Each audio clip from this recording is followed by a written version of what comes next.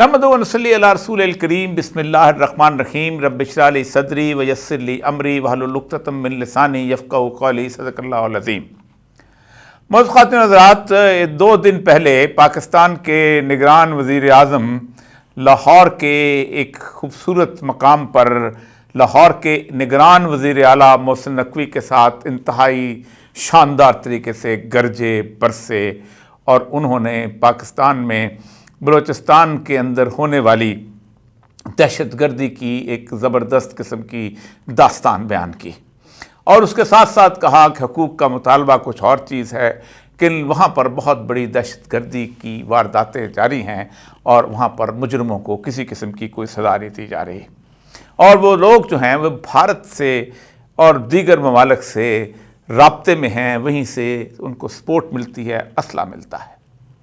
نگران وزیر اعظم انوار الحق کاکڑ صاحب میرے پرانے نیاز مندوں میں سے ہیں، میں ان کا نیاز مند ہوں، ہمارا ایک تعلق ہے، ان کے والد گرامی کو میں جانتا ہوں، ان کے باقی خاندان کو بھی بلوچستان کے رہنے والے لوگ بچہ جو ہے واقف ہے، اور خاص طور پہ ان کی گزشتہ تقریباً 20 سال سے سیاست کے میدان کے اندر آمد، وہاں پر ان کا میڈیا کے اندر واضح ہونا، پھر سینٹ کی سیٹ اور پھر نگران وزیر اعظم کے مقام تک پہنچنا، یہ ساری سیڑھیاں اس سے ہر کوئی آگاہ ہے۔ لیکن پتہ نہیں کیوں جب بھی کوئی لاہور شہر کے اندر بیٹھ کر اس طرح کی گفتگو کرتا ہے تو میرا دل دہل جاتا ہے، اس لیے کہ یہ ساری باتیں بلوچستان والوں کو سنانے کے لیے نہیں کی جاتی، یہ ساری باتیں پشاور میں رہنے والے KPK کے لوگوں کو سنانے کے لیے نہیں کی جاتی، نہ ہی سندھ میں ان باتوں کا ڈھول بجایا جا سکتا ہے۔ یہ صرف میرے جیسے پنجابیوں کو سنانے کے لیے، ان کے جذبات کو مشتعل کرنے کے لیے اور ان کو ایک خاص سطح پر لا کر ایک جوش کو اور خون کو گرمانے کے لیے کی جاتی ہیں۔ اسی جنوری میں آج سے 50 سال پہلے 31 جنوری 1973 کو بلوچستان کی ایک بہت بڑی قبائلی شخصیت نواب اکبر خان بگٹی نے موچی دروازے میں ایک جلسہ کیا۔ آپ سوچ سکتے ہیں کہ وہ موچی دروازہ جہاں کبھی کوئی بلوچ آ کے تقریر نہیں کیا کرتا تھا، جہاں عموماً ہمارے یہاں کے لوگ یہ گرد کے بڑے قومی سطح کے رہنما ہوتے تھے، وہی تقریریں کیا کرتے تھے۔ یہ ایک خواب اور خیال کی صورتحال ہوتی تھی کہ جہاں کبھی ولی خان تقریر کرے یا جہاں کبھی باچا خان تقریر کرے یا کوئی اور تقریر کرے، وہ لوگ یہاں پر پرسونا نان گراٹا قرار دیے جاتے تھے، یعنی جو کہ کبھی یہاں نہیں ہوتے تھے۔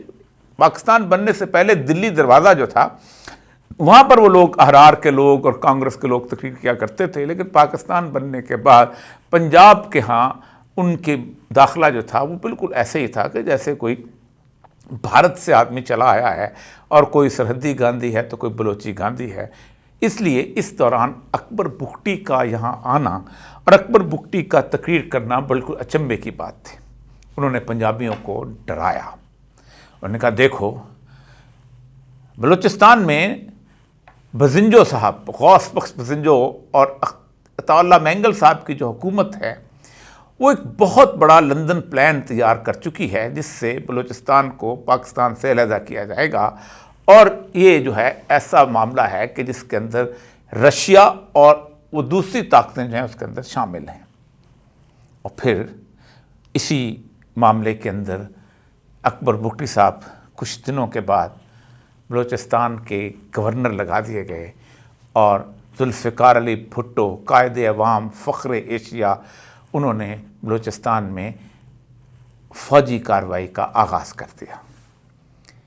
وہ عطا اللہ مینگل میزان چوک کے جلسے میں تقریر کر رہے تھے جہاں ان کو علم ہوا کہ ان کی حکومت جو ہے وہ ختم کر دی گئی ہے اور نواب اکبر بگٹی گورنر بنا دیے گئے۔ اس دوران جب آرمی ایکشن شروع ہوا تو اس وقت ٹکا خان جو تھے یہ آرمی چیف تھے۔ یہ ٹکا خان 25 مارچ 1971 کو یہ آرمی چیف بنے تھے، اس دن جس دن ڈھاکہ میں، بلکہ 25 مارچ 1972 کو جب تھے، 25 مارچ 1971 کو یہ گورنر مشرق پاکستان لگائے گئے تھے۔ ٹھیک اس دن جس دن مشرقی پاکستان میں آرمی ایکشن کا آغاز ہوا تھا، اور پھر اس کے بعد یہ وہاں پر رہے، اور اس کے بعد یہ آرمی چیف بنا دیے گئے جب بنگلہ دیش بن گیا، سب کچھ ہو گیا، اور 1 مارچ 1976 تک رہے۔ میں ان صحافیوں میں سے نہیں ہوں جو وقتی طور پر، نہ میں ان دانشوروں میں سے ہوں، میں ایک عام سا بلوچستان کا طالب علم ہوں، اور میں نے بلوچستان میں 24 سال گزارے ہیں، جو وقتی طور پر ایک ابال کے طور پر نام لیتے ہیں کہ ضیاء الحق نے یہ کر دیا اور فلاں نے یہ کر دیا، اور سارے کے سارے 4 سال کے 3 سال کے عرصے کو گول کر جاتے ہیں جب ذوالفقار علی بھٹو نے وہاں پر آرمی ایکشن کیا تھا، اور اس کی بنیادی وجہ صرف اس کی ذاتی انا اور انات تھی کہ 2 صوبوں کے اندر اس کی حکومتیں کیوں نہیں بن سکیں اور نیشنل عوامی پارٹی کی حکومت کیوں بنی ہے۔ ٹکا خان چونکہ ان کے ساتھ تھا اور ضیاء الحق سے ان کی خصوصی مخاصمت تھی، ٹکا خان 1 مارچ 1976 تک آرمی ایکشن کے پورے بھرپور اس تک وہ رہا ہے، اور پھر اس کے بعد 4 جولائی 1 مارچ 1976 پھر 4 جولائی 1977 تک اس کو نیشنل سیکورٹی ایڈوائزر لگایا گیا، جس کے بعد وہ 2 دن کے بعد پھر ضیاء الحق آ گیا تھا، اور پھر اس کے بعد ٹکا خان صاحب جو تھے پس پردہ چلے گئے تھے۔ لیکن اسی ٹکا خان کو جس نے مشرقی پاکستان کا ایکشن شروع کیا، جس نے بلوچستان کا ایکشن آرمی ایکشن سپروائز کیا، پیپلز پارٹی نے اپنا سیکرٹری جنرل لگایا، اور 9 دسمبر 1989 کو اسے گورنر پنجاب بھی لگا دیا گیا، تاکہ پتہ چلے کہ ہم کیا ہیں اور ہم کیا چاہتے ہیں۔ اس آرمی ایکشن کے دوران ان 4 سالوں کے اندر بہت نقصان ہوا، اور یہ آرمی ایکشن جو تھا اس کے رد عمل کے اندر پوری دنیا سے کمیونسٹ جو تھے وہ وہاں پر آ کے، جسے کہتے ہیں، انہوں نے کارروائیاں شروع کیں اور مل گئی۔ یہاں سے پنجاب سے نجم سیٹھی صاحب تھے، جسٹس ایس اے رحمان کے بیٹے راشد رحمان تھے، علی احمد تالپور صاحب کے 2 بیٹے تھے، ایک اسماعیلی ہوتے تھے محمد بھابا، سماجدار لوگ، لیکن یہ انہوں نے کہا کہ ہم میں حصہ لیتے ہیں۔ یہ 4 سالوں کا ایکشن کوئی نئی بات نہیں تھی۔ انوار الحق کاکڑ صاحب اسٹیبلشمنٹ گزشتہ تقریباً 150 سال سے بلوچستان میں ایک کام کرتی آئی ہے، اور وہ بلوچستان کے اندر جو قبائلی تضادات ہیں ان کو ایکسپلائٹ کرتی ہے۔ آپ کو یاد ہوگا کہ خیر بخش مری ان کے چچا کو، ان کو نوابی نہیں دی گئی تھی، ان کے چچا دودہ خان کو لگا دیا گیا تھا، اور انہوں نے پھر ایک مزدور کسان پارٹی بنائی تھی۔ ایک اس پارٹی کے اندر وہ لوگ چلتے تھے ان کے خلاف، پھر اس کے بعد ان کو پھر ختم کر کے انگریز کو واپس خیر بخش مری ہی کو لانا پڑ گیا تھا۔ اسی طرح آپ کو یاد ہوگا کہ نواب اکبر بگٹی کے جو بڑے بھائی ہیں وہ بھی انہوں نے نواب بگٹی کے خلاف اس وقت علم بغاوت بند کیا، بلکہ ان کے باپ مہراب خان کو علم بغاوت بند کیا، تو وہ افغانستان چلے گئے تھے، اور افغانستان میں جا کے انہوں نے وہاں سے کارروائیاں کرنا شروع کی تھیں، اور میں نے وہ سارے پیپرز پڑھے ہوئے ہیں جہاں سے ان کو ڈپٹی مچسبی نے، ارسنگٹن ڈیوی نے لکھا تھا، اور پھر نواب خیر بخش مری اور سمد خان اچک سے ان کو لائے تھے، اور ان کو پھر نوشکی کے اندر 500 روپیہ سیٹلمنٹ گرانٹ دے کے تحصیلدار لگا دیا گیا۔ یہ ساری کوئی قصے نئے نہیں ہیں، یہ فیوڈ کو ایکسپلائٹ کرتے ہیں، اور ایکسپلائٹ کرتے ہوئے آپ کہتے ہیں کہ یہ جو لوگ ہیں کہ جن کے خلاف ہم نے ایکشن کیا، یہ بنیادی طور پر ریاست کے خلاف ہے، یہ دہشت گرد ہیں، یہ قاتل ہیں، یہ چور ہیں، یہ ڈاکو ہیں، انڈیا کے ایجنٹ ہیں، یہ فلاں ہیں، سب کچھ ہم نے کیا۔ 74 میں یہ ہوا، یہ میرے سامنے جس وقت یہ ایکشن ہوا تو میرے سامنے یہ اس وقت حیدرآباد ٹریبونل کیس پڑا ہوا ہے، غداری کا مقدمہ قائم کیا گیا۔ کس پر قائم کیا گیا؟ غوث بخش پسنجو پہ۔ کس پر قائم کیا گیا؟ عطا اللہ مینگل پہ۔ کس پر قائم کیا گیا؟ عبدالخان ولی خان پہ۔ کس پر قائم کیا گیا؟ حبیب جالب پہ۔ سارے گل خان نصیر پہ۔ آپ سوچیں اس سے پہلے سپریم کورٹ کے اندر ایک پٹیشن دائر کی گئی کہ یہ پارٹی جو ہے، جیسے آج کل ہوتا ہے، جیسے ہم نے آج کل کھڑا کر دیا ہوا ہے کہ یہ پارٹی جو ہے یہ بہت ایسی ہے کہ جس کے جو 9 مئی بہت بڑا واقعہ ہے، ظاہر بات ہے، یہ آئندہ آنے والی باتیں جب کھلیں گی، آج سے 10 سال کے بعد جب 9 مئی کی باتیں ہوں گی، میں اور آپ اسی طرح بات کر رہے ہوں گے۔ اللہ تعالیٰ آپ کو زندگی دے اور مجھے بھی زندگی دے کہ جب 8-10 سال کے بعد جب گفتگو کریں تو ہم کیسے ماتم کریں گے ان ساری چیزوں کا۔ یہ وہ سپریم کورٹ کے اندر ایک درخواست دی گئی کہ اس پارٹی پہ پابندی لگائے. آپ حیران ہو جائیں کہ فکرے سنیں. یہ سپریم کورٹ نے مقدمہ سنیں. نیب قومیتوں کے مسئلے کو ہوا دے کر پاکستان کی قومی وحدت کو پارا پارا کرنے کی کوششوں میں لگی ہوئی. اسے پاکستان کی غیر ملکی دشمن طاقتوں سے مالی امداد اور حمایت حاصل ہے. آئین، قانون کی عملداری اور جمہوری اداروں کو تباہ کرنے کے لیے جماعت تشدد کا پرچار کر رہی ہے. پختونستان اور آزاد بلوچستان کے نام پر غیر ملکی طاقتوں سے امداد حاصل کر رہی ہے اور پاکستان کو ٹکڑے ٹکڑے کرنے کی کوششوں میں لگی ہے. پاکستان کی دشمن غیر ملکی طاقتوں کی مدد سے اس نے بڑے پیمانے پر تخریبی اور دہشت پسند قوتوں کا منظم کیا ہے. 30 اکتوبر 1975 میں سپریم کورٹ نے اس درخواست پر فیصلہ کیا اور اس میں فیصلے میں لکھا اس پر نتیجے پر پہنچے بغیر کوئی چارہ نہیں کہ نیشنل عوامی پارٹی پولیٹیکل پارٹیز ایکٹ 1962 کی دفعہ 6 کی ذیلی دفعہ 1 کے تحت کالعدم قرار دیے جانے کی مستوجب ہے، کیونکہ یہ پاکستان کی سالمیت اور خود مختاری کی منافی ہے. انوار الحق کاکڑ صاحب، یہ وہی پارٹی ہے نا کہ جس کے بعد یہ لوگ دوبارہ وزیر اعلیٰ بنے، انہوں نے پارٹیاں بنائیں، یہ لوگ پاکستان کی اسمبلیوں میں رہے، یہ لوگ پاکستان کے وفادار رہے. لیکن ایسا کیوں ہوا؟ 6 جولائی کو جب ضیاء الحق آیا تھا تو ضیاء الحق نے اس کے آنے کے بعد جب عام معافی کا اعلان کیا تھا تو میں اور آپ کے شاید والد اس وقت ہوں گے ہوش میں، آپ شاید جب نوجوان، بہت ہی نوجوان ہوں گے، شاید پیدا بھی نہ ہوئے ہوں. ہم نے 77 سے لے کے 2006 تک بلوچستان کا خطہ پورے پاکستان میں سب سے پرامن خطہ تھا. آپ سوچ سکتے ہیں کہ تفتان سے لے کے کوئٹہ تک 400-450 میل کا علاقہ بغیر گن مین کے ہم گزارا کرتے تھے. یہ بی بی نانی کا علاقہ جہاں اس پنجابیوں کا کارڈ دیکھ کے مارا گیا تھا، اس جگہ پنجابی پکنک کرنے جایا کرتے تھے اور پورے کا پورا راستہ جو تھا وہ بولان ندی کا، اس کے پر ہی لوگ بیٹھتے تھے. یا پنجابی ہوتے تھے فیملیز کے ساتھ، یا کچھ اور سیکٹرز ہوتے تھے، یا پھر پشتون اور بلوچ لوگ ہوتے تھے، یا وہاں کے لوگ ہوتے تھے. یہ ہرنائی کا علاقہ، یہ سنگی ناوڑ کا علاقہ، یہ کون سی جگہ تھی کہ جہاں لوگ بے خوف و خطر جایا کرتے تھے. یہ اس کے بعد یہ کچھ لاکھ کا علاقہ، یہاں مجھے آج بھی یاد ہے کہ فواد اسسٹنٹ کمشنر کوئٹہ ہوتا تھا، میں مستونگ سے آتا تھا، ہم رات کو 20 کلومیٹر دور جا کے وہاں جا کے چائے پیا کرتے تھے سرنان کے علاقے میں جا کے. یہ اچانک کیسے ہو گیا؟ اچانک آپ کو بھی علم ہے اور مجھے بھی علم ہے کہ اس زمین کو ویسے ہی آگ میں دہکانے کی کوشش کی گئی. بلوچستان کا ٹرائبل سسٹم اس قسم کا ہے کہ اس کے اندر معاملات ہیں.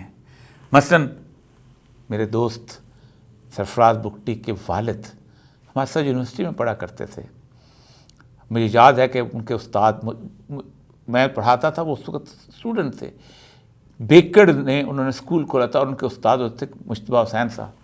ان کے ساتھ ہم اسکول میں گئے تھے اور ملیشیا کی چینز لگی ہوتی تھیں اور ان کے اپنے نواب صاحب کے ساتھ، نواب اکبر بھٹی کے ساتھ اختلافات تھے، خان محمد کلپر کے اختلافات تھے، صمد خان اچکزئی کے بننے کے بعد محمود خان اچکزئی کے آپ کے ساتھ نہیں بنی. آپ نے زعفران شمسزئی کو لا کے وہاں بٹھایا کہ جاؤ اس کو تم انڈرمائن کرو گے، افغانستان سے لا کے بٹھایا. پھر سمجھا کہ یہ زعفران شمسزئی ہمارے کام نہیں آ رہا، ہم نے کہا اچھا نہیں، محمد خان غیبزئی کو لے کے آتے ہیں. پھر تو وہ بیچارہ روتا تھا، میں نے آپ کی خدمتیں کی ہیں، آپ کے لیے میں نے اتنا بڑی جسے کہتے ہیں مول لیا ہے، خطرہ مول لیا ہے، اور پھر میرے اوپر ہی یہ جو انگریز کے زمانے سے چلا آ رہا ہے یہ سارا کچھ، یہ میں نے نہیں، آپ نے نہیں، سب نے نہیں، ہمیں انگریز نے یہ تحفے میں دیا کہ بلوچستان ایک پروونس نہیں، ایک اسٹریٹجک ایریا ہے، اس کو ہم نے گورن کرنا ہے. آپ کو شاید میں ایک دفعہ یاد دلاؤں وزیر اعظم صاحب کہ جان جیکب اور رابرٹ سنڈیمن جو تھے، یہ دو اس پالیسی پر لڑ پڑے تھے. ایک نے کہا تھا کہ بلوچستان کے اندر ہم طاقت سے جائیں گے، جس کا نام جان جیکب تھا، اور وہ تھا جیکاباد کا ڈپٹی کمشنر، اور دوسرا ڈیرہ غازی خان کا ڈپٹی کمشنر تھا سنڈیمن، جس نے بلوچوں سے، مزاریوں سے، لغاریوں سے، بزداروں سے تعلقات بنا لیے تھے. کہتا تھا بلوچ سرداروں کو ساتھ ملا کے چلو تو ہم پورے کا پورا علاقہ فتح کر سکتے ہیں. لیکن جان جیکب جیت گیا تھا اور راتوں رات سنڈیمن کو نکال دیا گیا تھا. اور پھر آپ نے پہلی جو خجک کے پاس جو سب سے بڑی آپ کی لڑائی ہوئی تھی انگریزوں کی، اور وہ اس کے بعد شکست ہوئی تھی مریوں کے ساتھ، تو پھر واپس سنڈے من کو کہا تھا آ جاؤ، اور سنڈے من نے صرف 1 سال کے اندر خان آف کلات کے دربار میں بیٹھنے والے تمام سردار میں سے ان کو اپنے ساتھ ملایا تھا مراد کے ساتھ، اور صرف 3 سردار رہ گئے تھے۔ میں صرف نام پڑھنا شروع کر دوں تو کون کون لوگ تھے جو اس وقت ساتھ آ گئے تھے۔ سردار ملا خان محمد خان رئیسانی، محمد اس خان پسر، سردار ملا خان رسانی، سردار اللہ دینہ خان کرد، سردار شادی خان بنگلزئی، محمد سید خان محمد سئی، جندہ خان شوانی، یارمد خان پسر اللہ دینہ کرد، میر اللہ دینہ خان کرد، میر اللہ خان بزدار، حقیقی تمندار مری، میر ہزار خان سوتر تمندار مری، گل محمد خان پسر گامن خان سوتر تمندار مری، کرم خان مقدم بجرانی مری، نال خان مقدم لوہرانی مری، گور خان پسر تمندار بکتی، ہیبت خان مقدم مسوری بکٹی، فتح خان مقدم نوتھانی بکٹی، روگا خان مقدم کھلپر، بلوچ خان پسر تمندار کھتران، قادر بخش خان برادر زادہ تمندار کھتران، دین مند خان سوتر تمندار بزدار، اور ڈیرہ غازی خان کے تمام بلوچ سردار نفس نفیس رابرٹ سنڈے من کے ساتھ موجود تھے۔ اور 3 سردار رہ گئے تھے، سردار نور الدین خان مینگل، سردار قیصر خان موسیانی، اور ایک اور سردار تھا اس کا نام جانا۔ یہ پالیسی تھی جس کے بعد خان آف کلات جو تھا وہ انگریز کے جسے کہتے ہیں بھاج گزاروں میں سے بنا دیا گیا تھا۔ یہ کیوں کیا؟ اس لیے کہ انگریز سمجھتا تھا کہ جو آپس میں ان کی لڑائیاں ہیں ہم اس کو ایکسپلائٹ کریں گے، اور اس ایکسپلائٹیشن کا نتیجہ یہ نکلا کہ آپ نے سب سے پہلے آپ نے خان آف کلات کو بلوچستان میں شامل کرتے وقت، آج بھی وہ کہانیاں لوگ سناتے ہیں، کیوں سناتے ہیں؟ اس لیے سناتے ہیں کہ اس زمانے سے لے کے آج تک ہم اس علاقے کو ایک جسے کہتے ہیں اسٹریٹجک ایریا سمجھتے ہیں۔ 1977 سے لے کے 2006 تک صورتحال اس قدر پرامن تھی کہ پاکستان کے تمام لوگ جو تھے بلوچستان کے بارے میں اسے رشک کی نظر سے دیکھتے تھے۔ میں سبی میں تھا، آپ کو یاد ہوگا ایک کٹ منڈائی کا راستہ ہے جو 114 سال سے بند تھا۔ وہ جب میں نے کھولنے گیا تو اس نے کہا تھا مریوں نے کہ اپنے ساتھ کوئی وردی والا لے کر نہ آنا، ہم روڈ کھول دیں گے، اور انہوں نے روڈ کھول دی تھی۔ لیکن معاملہ کیا ہوا، ہم نے خراب کیسے کیا؟ اس لیے کہ ہمارے اندر ایک ایسی کیفیت پیدا ہو جاتی ہے کہ ہم سمجھتے یہ ہیں کہ ہم ان جو یہاں پر رہنے والے لوگ ہیں ان کے اوپر ہم حکومت کیوں نہیں کر پاتے، ہماری مرضی کے لوگ پر سے اقتدار کیوں نہیں آ جاتے۔ یہی وجہ ہے کہ ہمارا اختلاف نواب بگٹی کے ساتھ ہوا۔ آپ کو نہیں علم کہ نواب بگٹی کو پرویز مشرف سے ملنے سے کس نے روکا تھا، اور کیسے ان کا جہاز جو تھا وہاں سے اڑنے نہیں دیا گیا تھا، اور وہ واپس اپنے قبیلے میں آنے کے بجائے وہاں اس غار میں چلے گئے تھے۔ آپ کو نہیں علم کہ سارے عرصے کے اندر اچانک یہ کیفیت بن کیسے گئی؟ یہ سپلنجی کا علاقہ جو مستونگ کے اندر ہے، یہاں تو ہم گواڑک کے پھول جو کہ وائلڈ ٹیولپس ہوتے تھے ان کو دیکھنے جایا کرتے تھے۔ یہ رودبار کا رستہ جہاں عبدالنبی بنگل سے ہی بیٹھا کرتا تھا، میں اس زمانے وہاں پر تھا تو کسی نے کہا کہ اس کو ہم اتارتے ہیں، تو مجھے یاد ہے اس وقت عبدالخالق لانگو اور ان کے لوگ تو تھے، محمد شہید سے تھے، انہوں نے مجھے کہا کہ رہنے دیں، بیٹھا ہوا بیچارہ ایک بندوق لے کے ٹریڈیشن میں بیٹھا ہوا، اور وہ کسی کے لیے کوئی مطلب بی بی نانی تک اس کا پورے کے علاقے کے اندر وہ جو پورا علاقہ اس کے اندر وہ آرام سے سکون سے بیٹھا ہوا، تو کہتا کہ میں ٹریڈیشن میں بندوق لے کے بیٹھا ہوں۔ اس قدر پرامن بلوچستان تباہ کیسے ہو گیا؟ اچانک ہو گیا؟ نہیں، اچانک نہیں ہوا۔ آپ نے وہاں امریکہ کے کہنے کے اوپر اس جنگ میں حصہ لیا۔ عموماً لوگ سمجھتے ہیں کہ بلوچستان جو ہے یہ صرف بلوچ علاقہ ہے، اس کے ساتھ ایک پشتونوں کا بہت بڑا حصہ ہے اور افغانستان کا بارڈر ہے۔ یہ زمین تپتی ہے جب بلوچستان جو ہے کہ زمین تپتی ہے جب وہاں افغانستان کے اندر کوئی صورتحال ہوتی ہے۔ انگریزوں نے ایک راستہ دیا تھا، آپ نے بھی وہی راستہ اختیار کیا۔ انگریزوں نے جب پہلی اینگلو انڈین وار ہوئی تھی تمام سرداروں کو اپنے ساتھ ملا لیا، اور سرداروں نے اس وقت خانہ نشینی الاؤنس، میں ذرا ان سرداروں کے نام اور الاؤنس پڑھتا ہوں، آپ دیکھیں کہ پہلی اینگلو وار سردار رئیسانی 400 روپے ماہوار، سردار چوانی 300 روپے ماہوار، وڈیرا بنگلزئی 300 روپے ماہوار، سردار محمد شہید 300 روپے ماہوار، سردار لہڑی 300 روپے ماہوار، سردار کرد 300 روپے ماہوار۔ یہ بروہی ساراوان کے علاقے کا۔ ادھر آجیے، نواب مری 818 रुपये माहवार, नवाब बुगटी 800 रुपये माहवार, नवाब जोगेसी 400 रुपये माहवार, सरदार संजरानी 150 रुपये माहवार, 350 रुपये माहवार, अरबाब कांसी 350 रुपये माहवार, सरदार जगर बेंगल 300 रुपये माहवार, सरदार पानेजी 240 रुपये माहवार, सरदार नासिर 218 रुपये माहवार, सरदार खेतरान 200 रुपये माहवार, सरदार बारजी 168, सरदार लूनी 125, सरदार सरकूब 75, सरदार मूसा 60 रुपये माहवार। ये इस तरह ये लोग थे, इनको खाना नशीन अलाउंस से आपने भी उन्हें सरदारों पे भरोसा किया।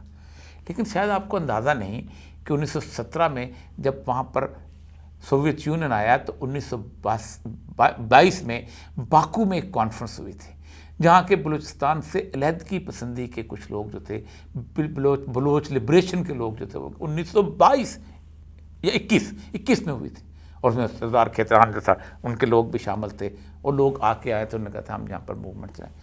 आपने उसको भी वैसे ही ट्रीट करने की कोशिश की कि हम सरदार के साथ चल के आगे चलेंगे। सरदार का इन्फ्लुएंस ख़त्म हो रहा था, हालात बदल रहे थे।